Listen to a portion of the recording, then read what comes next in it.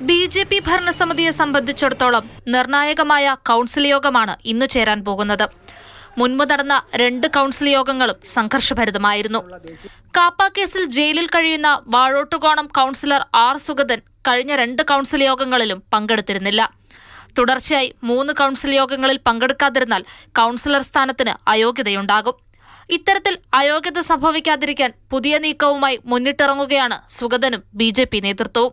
ഇന്നുച്ചയ്ക്ക് 2:30 യോഗം നടക്കാനിരിക്കെ ദിവസങ്ങൾക്ക് മുൻപേ തന്നെ തന്റെ അഭിഭാഷകൻ മുഖാന്തരം മേയർ VV രാജേഷിന് സുഗതൻ അവധി അപേക്ഷ സമർപ്പിച്ചിരുന്നു. ഈ അപേക്ഷ മേയർ കൗൺസിലിൽ അംഗീകാരത്തിനായി സമർപ്പിക്കും. സുഗതൻ സമർപ്പിച്ചിട്ടുള്ള അവധി അപേക്ഷയ്ക്കെതിരെ ശക്തമായി പ്രതിഷേധിക്കാനാണ് LDF-ന്റെയും UDF-ന്റെയും തീരുമാനം. BJP അവകാശപ്പെടുന്ന വാദത്തിന് നിയമസാധ്യതയില്ലെന്ന് SP ദീപക് പറയുന്നു. ലീവ് ഒന്നും കൊടുക്കാൻ വേണ്ടിയിട്ട് അതങ്ങനെയൊന്നും നിലനിൽക്കുന്നതല്ല. അങ്ങനെയൊന്നും ലീവ് കൊടുക്കാൻ ഒരാളെ ഒരു കൗൺസിലറായിട്ട് വന്നതിന് ശേഷം ഞാൻ 6 മാസത്തേക്ക് ലീവ് എടുത്ത് ഗൾഫിൽ പോകാൻ വേണ്ടിയിട്ട് പറ്റുമോ? അതുപോലെ ഈ പറയുന്ന കണക്ക് ഇത് അതിനെക്കാട്ടിലും വളരെ സ്ട്രോങ് ആയിട്ടാണ് ഈ പറയുന്ന കണക്ക് തന്നെ ഒരു ഡീറ്റെയിൻ ചെയ്ത് വെച്ചിരിക്കുകയാണ്. സുഗതനെ അയോഗ്യനാക്കാനുള്ള അപേക്ഷ UDF നൽകുമെന്നും ഇല്ലെങ്കിൽ നിയമപരമായി മുന്നോട്ടു പോകാനാണ് തീരുമാനമെന്നും KS ശബരിനാഥൻ പറഞ്ഞു. ഇതിൽ അവധി എന്ന് പറയുന്നതിന്റെ വ്യാഖ്യാനം എന്താണെന്നുള്ള വലിയൊരു ലീഗൽ ഇന്റർപ്രിട്ടേഷൻ തന്നെ ഉണ്ട്. അപ്പോൾ അവധി എന്ന് പറയുന്നത് ഒരാൾ കാപ്പ കേസിൽ ജയിലിൽ കിടക്കുമ്പോൾ കൊടുക്കുന്ന അവധിയല്ല ഇത്.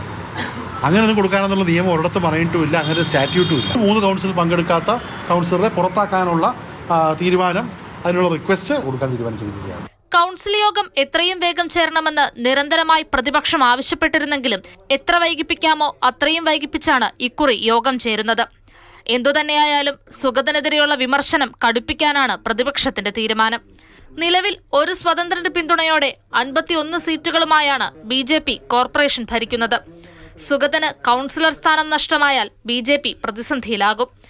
ഇതിനെ പ്രതിരോധിക്കാനുള്ള സകല മാർഗങ്ങളും തേടുകയാണ് BJP നേതൃത്വം. അന്തിമ തീരുമാനം എന്താകുമെന്ന് ഇന്ന് കണ്ടുതന്നെ അറിയണം. കഴിഞ്ഞ 6 മാസക്കാലമായി തിരുവനന്തപുരം നഗരസഭയിൽ ഭരണസ്തംഭനമാണ്. മുന്നണികൾ തമ്മിലുള്ള തമ്മിൽ തല്ലിൽ പൊതുജനമാണ് വലയുന്നത്.